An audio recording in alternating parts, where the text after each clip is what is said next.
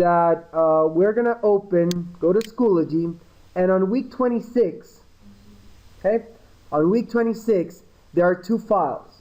One is the AP07 Gridworld case study, first part. There are like 6 parts that you have to develop in order to understand all the classes of the Gridworld case study. So this is the first part, but before we do the first part and you read through the whole chapter, I need you to download the code. It's called gridworldcode.zip. So it's a zip file that we will extract, and I'll show you how to put it on Eclipse, okay? So download it. You download the Gridworld code, extract the file, and when you extract the file, let me explain how we are going to import it into Eclipse. Okay? So we create a new project. Let's call it GWCS, Gridworld case study. And remember that in Gridworld case study, we are going to import a set of libraries or classes that we're going to use in the Gridworld case study. There are 2 ways of doing things in the hierarchy. One is putting all the classes in the SRS package, and another one is importing the jar file where we have all the classes, like we did with the image class, right? So right click on GWCS, okay? Go to properties, and in properties, we are going to go to Java build path. Go to Java build path. Okay, so we go to Java build path. Yeah, in week 26, download the zip file. So go to Java build path and say add external jars. In add external jars, let's look for the Gridworld jar file that we had. So I think I have it over here. AP Computer Science, Gridworld. Yeah, it's called Gridworld. The name is Gridworld and it's .jar. You see? No. Those folders have information about like how to use the classes, how to use the methods, and they have the .javas of each class. The Gridworld jar has everything in a package, okay? So we open this, and now we can use everything from this Gridworld.jar. We click on OK. Ready? Okay, so we have a system library. Now let's do the first test program, or the test folder, the test Java file that we have. So let's open a new folder, and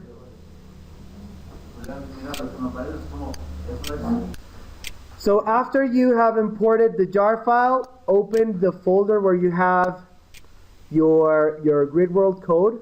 We're gonna access that code plenty of times during this case study, and go to the Gridworld where you have all the folders, right? Go to projects. It says first project. Go to projects, first project.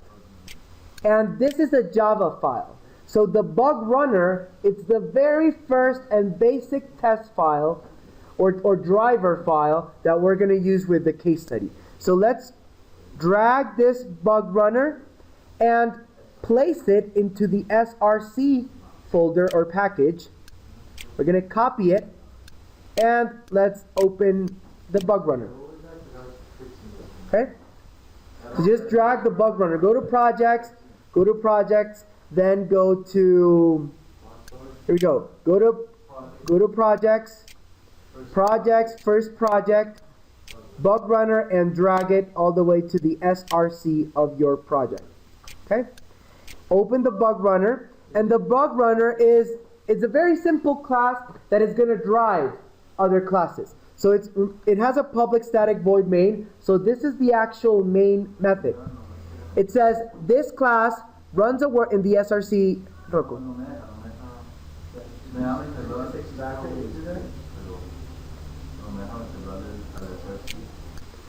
So, if we hadn't imported all the jar files, there would be plenty of errors in this code because the actor world object wouldn't be recognized, the add method wouldn't be recognized, and the show method wouldn't be recognized. We don't have errors because now the jar file it's in our reference library. This class runs a world that contains a bug and a rock, added at random locations. Click on empty locations to add additional actors. Click on populated locations to invoke methods on their occupants. To build your own worlds, define your own actors and the runner class. See the box bug runner in the box bug folder for an example. So guys, what you see here, it's nothing compared to all the hierarchy of this case study. Let's click on run, and we're going to see a GUI with a ladybug and a rock. Now, how can this be this be done? It's because when you create an actor world, it creates all this, a world, right? It creates an actor world. And this actor world, I can add objects to that actor world. So we have different classes. We have a class called actor world. We have a class called bug. We have a class called rock. We have a class called flower. And those classes are the relationship among all the programs. So this is kind of like the end point or the end goal of Java. It's creating relationships.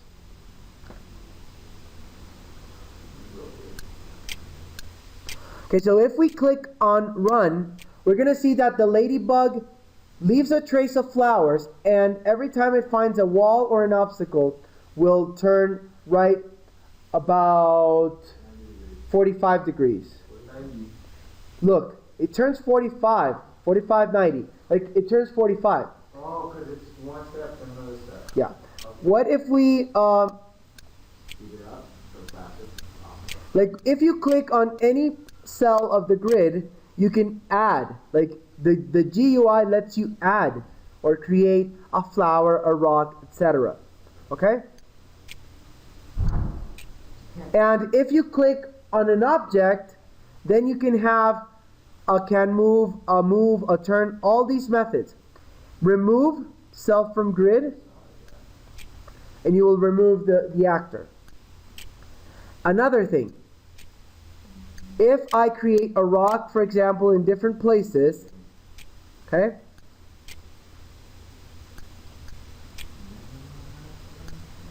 I can make the ladybug go in different directions. Okay? So you'll start going. If I say go faster, it will kind of start doing the pattern. Okay? So this would be the pattern of the ladybug.